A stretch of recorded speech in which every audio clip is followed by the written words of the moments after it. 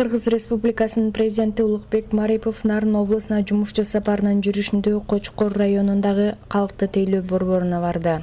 Калкты тейлөө борборлорунда кээде чоң кезектер пайда болууда. Ошондуктан биз үчүн учурда сапаттуу мамлекеттик тейлөөнү камсыздоо, жарандардын тейлөөнү ыкчам алуусу үчүн ыңгайлуу шарттарды, анын ичинде онлайн форматтагы шарттарды түзүү маанилүү, дейт Улукбек Марипов. Калкты тейлөө борбору 30 түрдөгү кызмат көрсөтүүнү сунуштап, болжол менен 75 миңге жакын адамды тейлейт. Мекемеде жарандык абалдын актыларын каттоо, калкты паспорттоштуруу жана каттоого алуу бөлүмү, ошондой эле банктын кассасы, нотариус, сүрөткө тартуу, ксерокопия жана маалымдама жайгашкан. Арыз берүүчүлөр баардык зарыл документтерди жеринде бирдиктүү терезе принциби боюнча топтой алат. Жарандардын ыңгайлуулугу үчүн эне жана баланын бөлмөсү, күтүү залы жана унаа токтотуучу жайы каралган.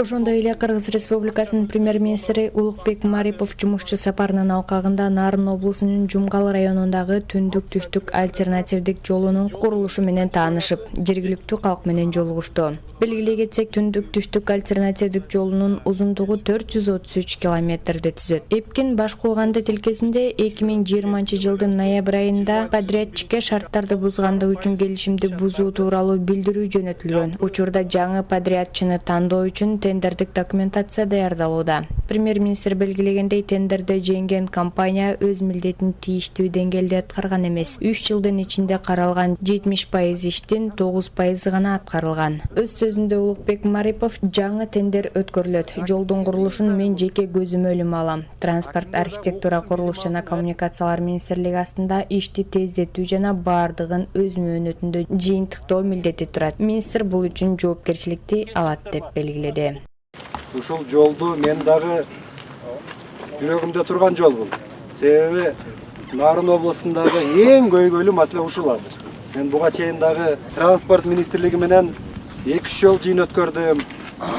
Канчалык ушуну тезирээк бүтүрсөк деген жолдорун издеп, мына азыр министрдин орун басары айтып берди. Кандай проблема болду, кандай чечилип атат. Ушундай кең даңгыр Кудайдын жолу сапаттуу бүтүш керек эң биринчи. Бул жакта кара кече турат. Кара кечеден сырткары бул түндүк-түштүктү байланыштырган эң чоң кан жол бул. Ошон үчүн бул жолдун сапаттуу бүтүшүнө биз кызыктарбыз. Элге дагы бул жол бүткөндөн кийин бир топ далай жыл кызмат кылыш керек. Ошон үчүн мына азыр көрдүңүздөр, 70% жасала турган жол 10% жасалыптыр. Ошон үчүн булар териштирсин. Биз алдыга жылайлык. Ошон үчүн азыр жолдо келатып, мен да ушу чаңды жутуп келдим. Анткени эл жуткан чаңды биз жетектер дагы жутушубуз керек. Жолдо келатканда мына көмүрлөр каттап атат, башка каттап атат. 1-2 жылдан кийин бул жер эң жакшы жол болот. Мына азыр тендерди дагы өтүшү мен тездеттирип атам.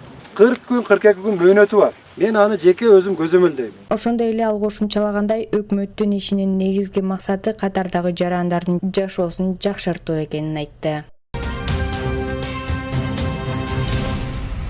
Ошондой эле жумушчу сапарынын алкагында Улукбек Марипов Нарын облусуна караштуу Кочкор районунун Туз айылындагы орто мектептин курулушунун жүрүшү менен да таанышып кайтты. Өкмөт башчы Кочкор районунун бир катар айылдарынын тургундары менен жолугушуп, анда сугат суу, ирригациялык объектилердин эскилиги, курулушу жыйынтыкталбаган мектептер, азык-түлүккө баалардын жогорулашы жана социалдык чөлөк пулдарды төлөп берүүгө байланыштуу көйгөйлүү маселелер талкууланды. Туз айылындагы 225 окуучуга эсептелинген мектептин курулушу 2019 жылы башталган. Долбоордун тендердик наркы 58,3 миллион сомду түзөт. Ал эми объектидеги курулуш иштери 70% гана жыйынтыкталган. Аталган мектепти жыйынтыктоого бюджеттен тийиштүү финансы каражаты бөлүнөрүн Улукбек Марипов айтты. Социалдык объекттер боюнча дагы ушул бүтпөй турган мектептердин баарын бүтүрөбүз, Кудай буйрса. Кечээ отуруп бир сире карадым. Бул мектепке дагы бир 15 миллиондой каражат калыптыр. Быйыл бөлүп беребиз. Быйыл бүтөт, Кудай буйрса. Бүтүрүп сентябрга ачышыбыз керек муну.